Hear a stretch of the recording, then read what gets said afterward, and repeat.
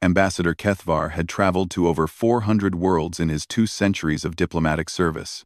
He had negotiated with hive minds that spoke in chemical signals, mediated disputes between energy beings that existed in the heart of stars, and even managed first contact with a species that communicated entirely through controlled gravitational waves. Nothing in his extensive experience had prepared him for Earth. The blue-green planet hung before his ship like a jewel against the cosmic dark.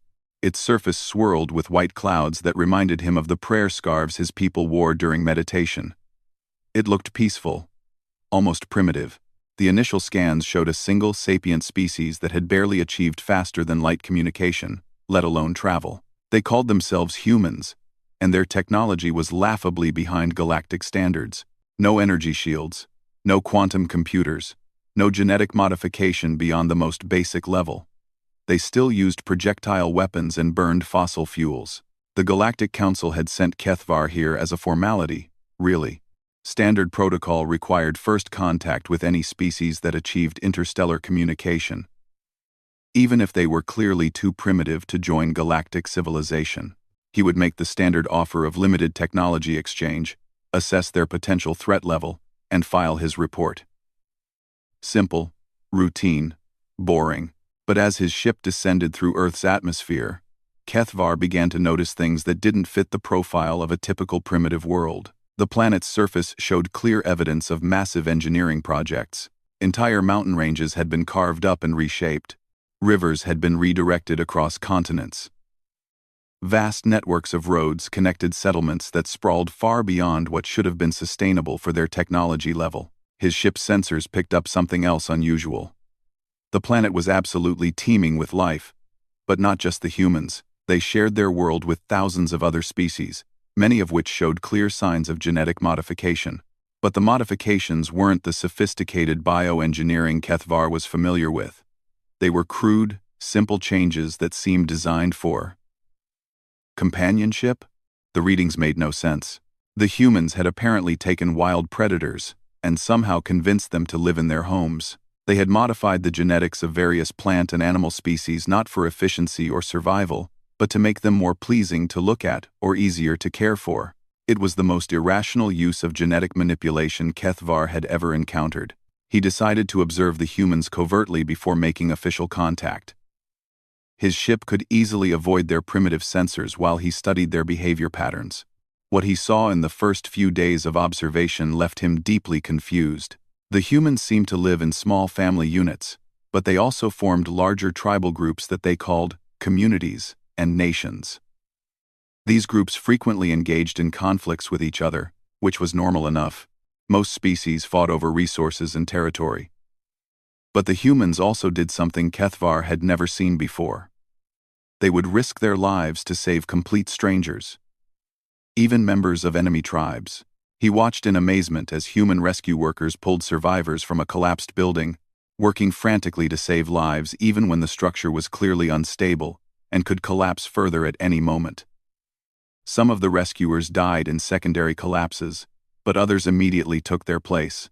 They didn't stop until every possible survivor had been found, even though the logical thing would have been to retreat once the risk became too great. Even more puzzling was their relationship with their modified companion animals. The humans called them pets and treated them with an affection that bordered on the religious. Kethvar watched families spend enormous resources on medical care for these creatures, even when the animals were old and clearly dying. He saw humans risk their own lives to save pets from danger. In one instance, he observed a human male run into a burning building to rescue a small, domesticated carnivore, emerging with severe injuries but clutching the animal protectively. The economic readings were equally baffling. Despite having abundant technology to automate labor, humans continued to perform many tasks manually. They seemed to enjoy working with their hands, creating objects that were less efficient than mass-produced alternatives, but which they valued more highly. They called it art and craftsmanship, and they would pay premium prices for items that took longer to make and worked less well than automated versions. But perhaps most disturbing was their treatment of their young. Human offspring were born completely helpless and remained dependent for an absurdly long time compared to other species. Most civilized races achieved maturity within a few months or years. Humans took nearly 2 decades to reach full development. During this time, the adults would sacrifice almost everything for their young. HFY observed parents working multiple jobs, going without food, and even risking their lives to provide for offspring who might not even carry their genetic material. They adopted young from other families and treated them with the same fierce protectiveness as their biological children. The humans had a saying that HFY's translation system struggled with. It takes a village to raise a child. Apparently, entire communities would contribute resources to the welfare of young that weren't even related to them. It was the most inefficient system of child-rearing HFY had ever encountered. And yet human offspring showed remarkable adaptability and intelligence once they reached maturity. After a week of observation, HFY decided he needed to make direct contact to better understand these strange beings. He chose a remote location away from major population centers and transmitted the standard first contact message. Within hours, a small convoy of vehicles arrived at the coordinates he had provided. The humans who emerged from the vehicles were physically unremarkable. They were bipedal, roughly the same size as HFY's own people, with soft skin and no visible natural weapons. They moved with a strange combination of caution and curiosity, their large eyes constantly scanning for threats even as they approached his ship. HFY noted that several of them carried projectile weapons but kept them lowered in a non-threatening position. The lead human identified herself as Dr. Sarah Chen, a representative of something called the United Nations. She spoke in careful, measured tones, but HFY could detect the excitement in her voice patterns. These humans knew this was a momentous occasion, but they were containing their emotions behind a facade of professional calm. "Welcome to Earth," Dr. Chen said, her words translated by HFY's communication device. "We are honored by your visit and eager to learn about your civilization." HFY emerged from his ship in his full diplomatic regalia, the flowing robes and ceremonial insignia that marked his rank in the Galactic Council. The humans stared at him with obvious fascination, but none of them retreated or showed signs of fear. If anything, they seemed more curious than intimidated. "I am Ambassador HFY of the Galactic Council," he announced formally. "I bring greetings from the civilized worlds and an invitation to join the greater galactic community." Dr. Chen smiled, an expression that HFY's briefings had told him indicated pleasure or friendliness in humans. "That's wonderful news," she replied. "We have so many questions. Are there many species in your Galactic Council? How long have you been aware of our existence? What does membership involve?" The questions came in a rapid stream, not just from Dr. Chen but from the other humans present. They wanted to know about alien technologies, other worlds, the size of the galaxy's civilized population, trade possibilities, cultural exchange opportunities, and dozens of other topics. Their intellectual curiosity was remarkable, but what struck HFY most was their lack of fear. In his experience, primitive species usually reacted to first contact with either overwhelming terror or aggressive hostility. The humans showed neither. Instead, they invited him to share a meal with them. They had brought food in portable containers and spread it out on folding tables they set up near his ship. The meal itself was simple by galactic standards, but the social ritual surrounding it was complex and clearly important to the humans. They shared stories, asked questions about his homeworld, and even laughed at his attempts to understand their humor. During the meal, HFY learned more about human nature. They spoke freely about their history, including their wars and conflicts, but they also talked about their achievements, their art, their exploration of their own solar system, and their dreams of reaching the stars. What amazed HFY was their honesty. Most species tried to present themselves in the best possible light during first contact. The humans readily admitted their flaws and mistakes while also taking pride in their accomplishments. "We're not perfect," Dr. Chen told him over a cup of something called coffee. "We've made terrible mistakes as a species. Wars, environmental destruction, social injustices. But we're learning. We're trying to do better." One of the other humans, a man named Professor Williams, added, "That's what makes us human, I think. We keep trying to improve, even when we fail. Especially when we fail. As the day progressed, Kethvar found himself genuinely enjoying the company of these strange beings. Their perspective on existence was unlike anything he had encountered. They seemed to view life as precious, specifically because it was fragile and temporary. They spoke of mortality not with the fear he expected, but with a kind of fierce determination to make their brief existence meaningful. "We only get one life," Dr. Chen explained, when he asked about their attitudes toward death. "That makes every moment important. Every choice matters, because we can't go back and change it." This philosophy permeated everything about human culture. They created art because beauty was fleeting. They formed deep emotional bonds because they knew those relationships would eventually end. They fought against injustice because they couldn't wait for someone else to fix it in the next lifetime. They protected the weak because they understood what it felt like to be vulnerable. As evening approached, Kethvar realized he had learned more about humanity in one day than he had about some species after months of study. But he also realized that everything he had learned raised more questions than it answered. How had these beings developed such complex emotional and social structures? Why did they choose cooperation over competition when both were viable survival strategies? What made them willing to sacrifice for others when natural selection should have weeded out such seemingly inefficient traits? The humans offered him accommodations for the night, but Kethvar decided to return to his ship to process what he had learned.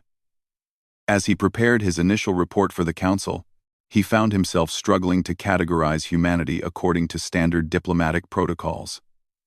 They didn't fit any of the established patterns for primitive civilizations. They were neither a hive mind nor a purely individualistic society. They showed neither the aggressive expansionism of a warrior culture nor the passive acceptance of a pacifist one. They were simultaneously logical and emotional, practical and idealistic, cooperative and competitive. They were living contradictions that somehow functioned as a coherent civilization. But what troubled Kethvar most as he settled in for the night was the growing suspicion that he was missing something important about these humans. The pieces didn't quite fit together. Their behavior patterns suggested capabilities that their technology level couldn't support. Their social structures were more complex than those of many species with thousands of years more development. There was something about humanity that the initial surveys had missed, something that couldn't be measured by technological advancement or military capability. As sleep finally took him, Kethvar found himself looking forward to tomorrow's observations with an anticipation that was distinctly unprofessional. These humans had awakened his own curiosity in a way that no species had done in decades. He had no idea that tomorrow would begin to show him just how dangerous that curiosity could be, and why the galaxy might need to fear these seemingly primitive beings who had turned emotional attachment into an art form and stubbornness into a survival strategy. The morning of Kethvar's second day on Earth began with an emergency. His ship's sensors detected multiple aircraft approaching at high speed from different directions. For a moment, he feared his presence had been perceived as a threat and the humans were mounting some kind of attack. But the transmissions his ship intercepted told a different story. Dr. Chen's voice came through his communication system, tight with urgency. "Ambassador, we have a situation developing about 50 kilometers from your location. A passenger aircraft has gone down in a mountainous region. We're mounting a search and rescue operation." And I thought, well, if you're interested in observing human behavior, this might be educational. Kethvar agreed immediately, though he wasn't sure what he expected to see. Search and rescue operations were common enough throughout the galaxy. Most civilized species had protocols for recovering survivors from accidents. What he witnessed over the next several hours, however, redefined his understanding of what rescue meant. The crashed aircraft had been carrying 247 passengers and crew. It had gone down in terrain so rugged that Kethvar's ship could barely maintain stable flight above it. The wreckage was scattered across several square kilometers of jagged rock faces, deep ravines, and unstable scree slopes. The logical response would have been to wait for proper equipment and approach the rescue methodically, minimizing additional casualties. The humans had a different approach. Within minutes of the crash, local emergency services were mobilizing, but they weren't waiting for official rescue teams. Kethvar watched in amazement as ordinary civilians began arriving at the crash site. Hikers, hunters, local residents, off-duty emergency workers, even teenagers with climbing experience. They came from everywhere, bringing whatever equipment they had. These weren't trained professionals. Many of them had no special qualifications beyond basic first aid, but they formed impromptu teams and began systematic searches of the most dangerous terrain Kethvar had ever seen humans attempt to navigate. They rappelled down cliffs, crawled through unstable debris fields, and worked in conditions that would have challenged species with natural armor and enhanced strength. Dr. Chen arrived in one of the helicopters and immediately joined a search team heading into a particularly treacherous ravine. Kethvar, observing from above, watched her risk her life repeatedly to check for survivors in spaces barely large enough for a human to fit through. She wasn't even a professional rescuer. She was a diplomat and scientist. But she worked with the same desperate intensity as everyone else. "Why are they doing this?" Kethvar asked one of the rescue coordinators during a brief communication break. "The survival probability calculations suggest that most passengers could not have survived the impact. The risk to the rescuers is enormous." The coordinator, a weathered human named Captain Rodriguez, looked at him with an expression Kethvar couldn't quite interpret. "Because they might be alive," he said simply. "Because someone's husband might be down there. Someone's daughter. Someone's best friend. We don't abandon people." The simple statement hit Kethvar like a physical blow. We don't abandon people. As if it was the most obvious thing in the galaxy.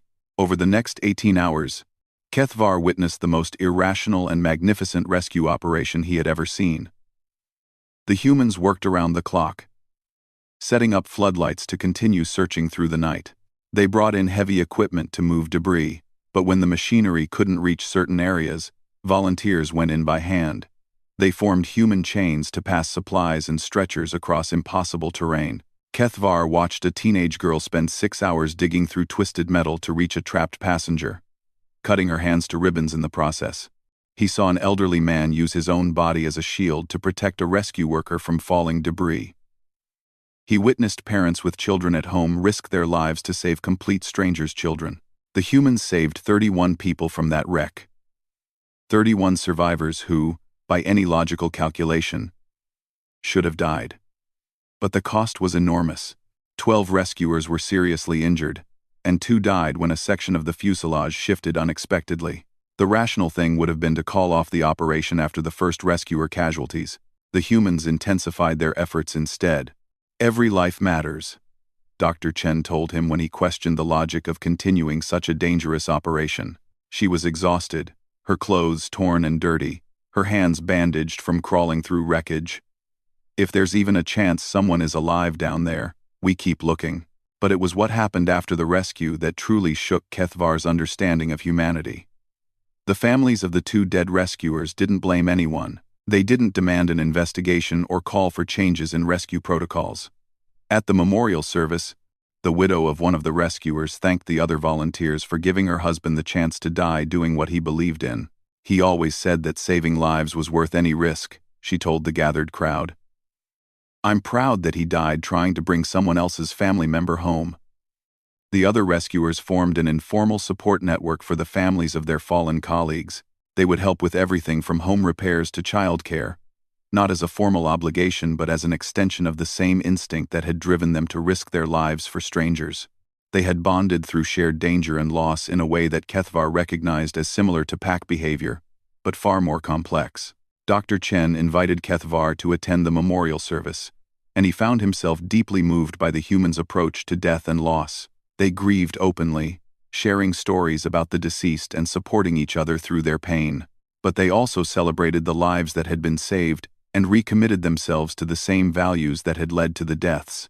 "This is what we do," one speaker said. "This is what makes us human. We reach for each other, especially in the dark." In the days following the rescue, Kethvar was invited to observe other aspects of human society. He visited schools where children were taught not just academic subjects but also empathy, cooperation, and critical thinking. He watched medical facilities where humans cared for the sick and elderly, with a dedication that seemed to go far beyond professional duty. He attended cultural events where humans celebrated their diversity while affirming their shared values. But he also began to see the darker implications of human pack-bonding behavior. Their fierce loyalty to their chosen groups could manifest in less benevolent ways. He observed protests where humans who disagreed about political issues faced each other with the same intensity they brought to rescue operations.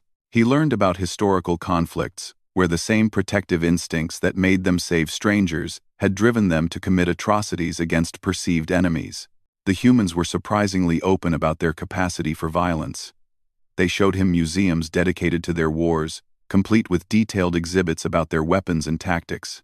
They had developed increasingly efficient ways to kill each other, driven by the same innovation and determination that characterized their peaceful endeavors. "We're capable of terrible things," Professor Williams admitted during one of their conversations. "When we decide someone is a threat to our family, our community, our way of life, we can be utterly ruthless. It's not something we're proud of, but it's part of who we are." Kethvar began to understand that human compassion and human brutality were two sides of the same evolutionary coin. Their capacity for extreme loyalty and self-sacrifice made them incredibly effective at both creating and destroying. They could build magnificent civilizations and then tear them down in wars of unprecedented savagery. They could show infinite patience in teaching their young and infinite determination in hunting their enemies. Most disturbing was their relationship with their own mortality. Other species feared death and avoided unnecessary risks. Humans seemed to find meaning in the possibility of death, as if the temporary nature of their existence gave weight to their choices. They would sacrifice their lives for abstract concepts like freedom, justice, or honor. They would die for principles they couldn't even clearly define. Kethvar spent time with human military units and was amazed by their willingness to face almost certain death for causes they believed in. They had developed elaborate rituals around sacrifice and remembrance, turning death in service of others into a form of immortality. Their soldiers, firefighters, police officers, and emergency medical workers all shared a casual acceptance of lethal risk that was unlike anything in Kethvar's experience. But perhaps most unsettling was their approach to existential threats. When Kethvar mentioned some of the more dangerous species the Galactic Council had encountered over the millennia, the humans listened with intense interest. They asked detailed questions about military capabilities, strategic weaknesses, and defensive technologies. They wanted to know about every species that had ever threatened galactic peace. "Just in case, Doctor," Chen explained with what Kethvar was beginning to recognize as typical human pragmatism. "We like to be prepared." The humans had contingency plans for everything. They had identified potential asteroid impacts centuries in advance and developed multiple strategies for deflection. They had protocols for pandemic responses, natural disasters, economic collapses, and even theoretical alien invasions. Their planning was methodical, comprehensive, and terrifyingly thorough. When Kethvar asked about their preparations for potentially hostile first contact, he was shown military simulations that took his breath away. The humans had spent decades developing tactics for fighting enemies with superior technology. They had strategies for asymmetric warfare, guerrilla resistance, and total war. They had contingencies for fighting in space, on alien worlds, and in environments that would kill most species. "We hope we never need any of this," a military officer told him. "But if someone threatens Earth, we'll make them regret it." The casual confidence in that statement was chilling. These humans, with their primitive technology and emotional vulnerabilities, were calmly preparing for wars they couldn't possibly win against enemies they might never encounter. But Kethvar was beginning to suspect that any species that underestimated humanity based on their current technology level would be making a fatal mistake. He watched human engineers work on experimental technologies, pushing the boundaries of what their materials and knowledge could accomplish. They failed constantly, but each failure taught them something new. They learned faster than any species Kethvar had encountered, and they shared knowledge freely within their communities, while maintaining competitive advantages over potential enemies. Their research facilities showed the same casual disregard for conventional limitations that characterized everything else about humanity. They were working on projects that more advanced civilizations had deemed impossible or too dangerous to pursue. Nuclear fusion, quantum computing, genetic engineering, artificial intelligence, nanotechnology. The humans were attacking every frontier simultaneously, driven by curiosity and determination rather than caution. "We want to understand everything," a researcher explained to him. "The universe is full of mysteries, and we want to solve them all." But as Kethvar's second week on Earth drew to a close, he began to realize that the humans represented a mystery he might not be able to solve. Every answer he found raised new questions about how they had developed such complex social structures while maintaining individual agency. How they balanced cooperation with competition, how they could be simultaneously logical and emotional, cautious and reckless, compassionate and ruthless. They defied every category in the Galactic Council's xenological databases. They were living contradictions held together by bonds that seemed to transcend biology, psychology, and evolutionary logic. They had somehow turned their greatest weakness, their emotional vulnerability, into their greatest strength. As he prepared to spend his final week observing human society, Kethvar found himself changing in ways that disturbed him. He was becoming emotionally invested in these strange beings, developing the kind of attachment that the Council's training had taught him to avoid. He was beginning to understand why the humans formed such powerful bonds with each other and with their companion animals. But he was also beginning to understand why they might be the most dangerous species in the galaxy. The crisis came without warning on Kethvar's 20th day on Earth. His ship's sensors detected multiple faster-than-light signatures approaching the solar system, moving at velocities that far exceeded anything in humanity's technological arsenal. The energy patterns were familiar. Kethvar recognized them immediately as Veltar warships, on the party, one of the more aggressive species in the galaxy's outer rim. The Veltar were raiders and opportunists who preyed on primitive worlds, stripping them of resources and enslaving any inhabitants they deemed useful. They typically avoided systems under Galactic Council protection, but Earth wasn't yet under that umbrella. To them, it would look like an undefended world ripe for exploitation. Kethvar immediately contacted Dr. Chen and the human leadership. "You need to evacuate your major population centers immediately," he told them urgently. "A hostile species is approaching your world. My ship can provide limited protection, but against a full Veltar raiding fleet, we don't have the firepower to—" "How many ships?" Dr. Chen interrupted, her voice calm despite the magnitude of the threat. "Sensors indicate 17 vessels, each capable of orbital bombardment. They likely intend to disable your communications and infrastructure before landing ground forces. Standard Veltar protocol is to take slaves and strip mine any valuable resources." There was a moment of silence on the communication channel. When Dr. Chen spoke again, her tone had changed. The warmth and curiosity that had characterized all their previous interactions was gone, replaced by something cold and focused. "Ambassador, we appreciate the warning. Please maintain a safe distance from Earth during the engagement." "Engagement?" Kethvar's translator struggled with the human idiom. "Dr. Chen, I don't think you understand. These are military vessels with technology centuries ahead of your own. Your projectile weapons and chemical rockets cannot possibly—" "Thank you for your concern, Ambassador. We'll take it from here." The communication channel closed, leaving Kethvar staring at his instruments in disbelief. The humans were planning to fight, against impossible odds, with primitive weapons, facing an enemy that had conquered dozens of worlds. They were going to resist. Over the next 6 hours, Kethvar watched in growing amazement as humanity transformed itself. The same communication networks that had carried news and entertainment began coordinating a global defense effort. Manufacturing facilities that had been producing consumer goods switched to military production.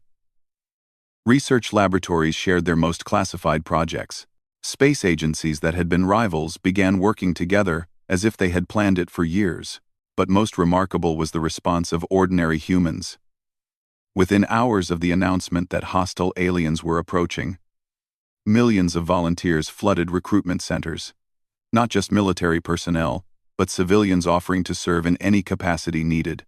Engineers, doctors, pilots, technicians, farmers, teachers, entire populations mobilizing for a war they had never expected to fight.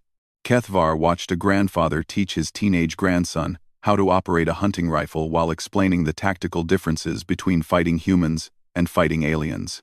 He observed a group of scientists working frantically to weaponize their experimental technologies, discussing the ethics of releasing dangerous innovations even as they implemented them. He saw children as young as 10 years old, helping to coordinate supply shipments with the same intensity their parents were building weapons.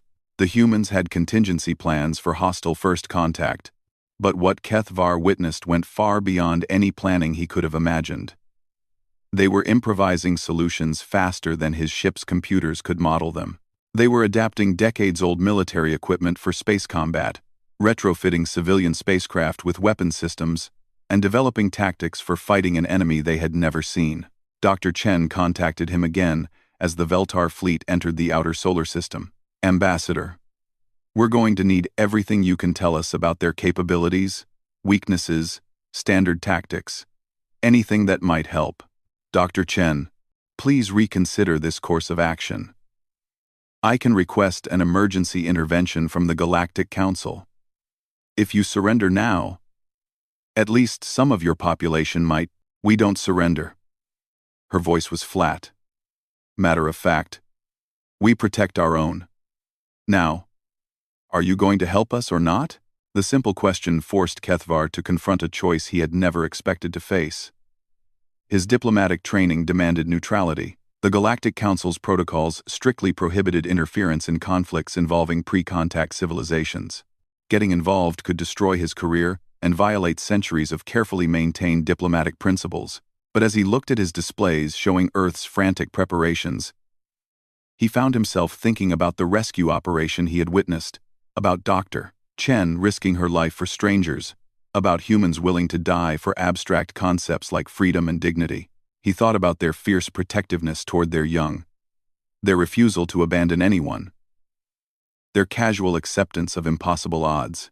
The Veltar typically begin with electromagnetic pulse attacks to disable communications, he found himself saying. Their shields are strong against energy weapons but vulnerable to kinetic impact at specific frequency ranges.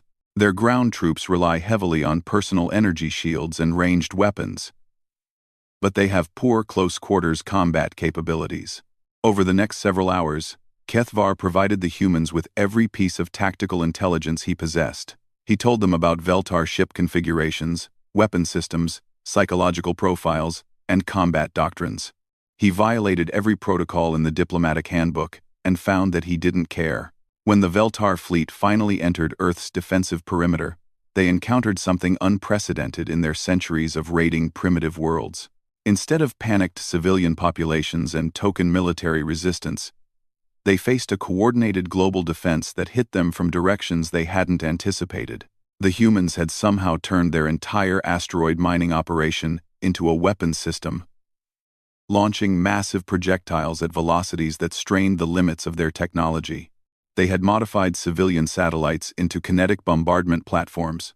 They had weaponized their space debris cleanup systems, turning orbital maintenance equipment into makeshift missile batteries. But what truly shocked the Veltar was the tactical innovation. The humans fought dirty in ways that violated every convention of civilized warfare. They used their own communications networks to broadcast false signals that confused Veltar targeting systems. They sent suicide drones designed to look like escape pods, packed with explosive charges that detonated when the raiders tried to capture them for slaves. They even turned their weather control satellites into crude EMP weapons. HFY watched the battle from a safe distance, but he found himself emotionally invested in a way that terrified him. When human ships were destroyed, he felt genuine grief for people he had never met. When their improvised weapons managed to damage Veltar vessels, he experienced satisfaction that had nothing to do with professional observation. The first phase of the battle lasted 18 hours. The Veltar expected it to be over in 2. When their orbital bombardment failed to break human resistance, they landed ground forces on 3 continents, confident that primitive projectile weapons would be no match for their energy shields and advanced tactics. They had never fought an enemy that treated warfare as a problem to be solved rather than a ritual to be performed. Human ground forces used tactics that were simultaneously brilliant and horrifying. They turned their own cities into mazes of traps and ambush points. They used their intimate knowledge of local terrain to disappear and reappear like ghosts. They employed psychological warfare techniques that played on Veltar neural patterns, broadcasting sounds and frequencies that induced panic in their enemies. But what disturbed Kethvar most was watching humanity's capacity for calculated brutality. These were the same beings who risked their lives to save injured animals, who spent fortunes on medical care for dying pets, who formed support networks for the families of fallen rescuers. When protecting their own, they became something else entirely. They captured Veltar soldiers and studied their physiology in real time, developing more effective weapons while the battle raged. They used their enemies' own biosignatures against them, creating targeted diseases that affected Veltar neural chemistry. They demonstrated a ruthless pragmatism that made Kethvar understand why their own history was so full of devastating wars. The turning point came when human forces captured a Veltar command vessel intact.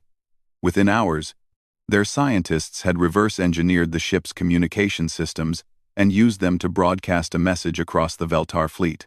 Kethvar intercepted the transmission, and what he heard made his blood run cold. It wasn't a demand for surrender or a threat of retaliation. It was a promise, delivered in perfectly translated Veltar by Dr. Chen herself. "You came here to take our world and enslave our people. You have failed. Now you will learn what it means to threaten humanity. We know where your homeworld is. We know the locations of your colonies. We have tasted your blood and found you wanting. Leave now, or we will follow you home and show you what real predators look like." The audacity of it was breathtaking. A species that had achieved interstellar flight less than a century ago was threatening raiders who had terrorized the galaxy for millennia, but somehow, the humans made it convincing. They had turned their entire industrial capacity into a war machine in a matter of hours. They had developed effective counters to advanced alien technology using nothing but ingenuity and determination. They had demonstrated that their primitive appearance concealed capabilities that no one had anticipated. The Veltar fleet withdrew after 36 hours of combat, leaving behind 3 destroyed ships and dozens of captured personnel. It was the first time in their recorded history that they had retreated from a primitive world. In the aftermath of the battle, Kethvar found himself changed in ways he couldn't fully comprehend. He had watched humanity reveal its true nature under extreme pressure, and what he had seen terrified and amazed him in equal measure. These beings were capable of anything, absolutely anything, when protecting something they valued. Dr. Chen found him standing in the wreckage of a human city that had been partially destroyed during the ground invasion. Rescue teams were already at work, pulling survivors from collapsed buildings with the same desperate efficiency he had witnessed after the aircraft crash. But now he understood that this impulse went far deeper than mere altruism. It was the foundation of everything that made humanity dangerous. "I'm sorry you had to see us like this," she said quietly, gesturing toward the damage around them. "This isn't who we want to be, but it is who you are," Kethvar replied, his voice hoarse from strain. "When threatened, you become something that even advanced civilizations would fear to face." Dr. Chen looked at him with those expressive human eyes, and he saw something that made him understand why he had been drawn to help them. It was the same look he had seen on the faces of parents protecting their children, of rescuers risking their lives for strangers, of soldiers dying for abstract principles. It was the look of beings who had chosen to care about something more than their own survival. "We protect what we love," she said simply. "All of it. Our families, our communities, our world, our values. We don't know any other way to be." That was when Kethvar realized the terrible truth about humanity. They weren't just another species with interesting characteristics. They were something unprecedented in galactic civilization. Beings who had turned emotional attachment into an evolutionary advantage. Their pack-bonding behavior wasn't limited to their own species. They formed attachments to ideas, places, other species, even abstract concepts like justice and freedom. And they would fight to the death for anything they had claimed as their own. The implications were staggering. If humanity ever reached the stars, they wouldn't just explore and colonize. They would adopt every world they settled as part of their extended pack. They would form emotional bonds with other species, and then defend those allies with the same ferocity they had shown in defending Earth. They would spread throughout the galaxy, not as conquerors, but as protectors, gathering other civilizations under their protective umbrella. And anyone who threatened that extended family would face the full fury of a species that treated warfare as just another problem to be solved. When Kethvar finally departed Earth 3 days later, he carried with him detailed reports, extensive sensor data, and a complete analysis of human capabilities. But more than that, he carried something that changed him forever. The memory of what it felt like to be accepted into a human pack, to be protected and valued, not for what he could provide but simply for being there. His ship's course back to the Galactic Council chambers was programmed and automated, giving him weeks of travel time to prepare his report. But as he worked, Kethvar found himself struggling with concepts that had no equivalent in Council diplomatic language. How could he explain to beings who had never experienced pack bonding what it meant to be claimed by humanity? How could he convey the terrifying implications of a species that could love anything strongly enough to die for it? His final report filled several thousand pages and included detailed tactical analyses, cultural assessments, and technological evaluations. But the core message could be summarized in a single paragraph that he knew would shatter the Council's understanding of galactic civilization. Humanity represents an unprecedented evolutionary development, a species that has weaponized empathy and turned emotional attachment into a military advantage. They do not merely fight to survive. They fight to protect everything they have chosen to value. Their technological primitiveness is temporary and irrelevant.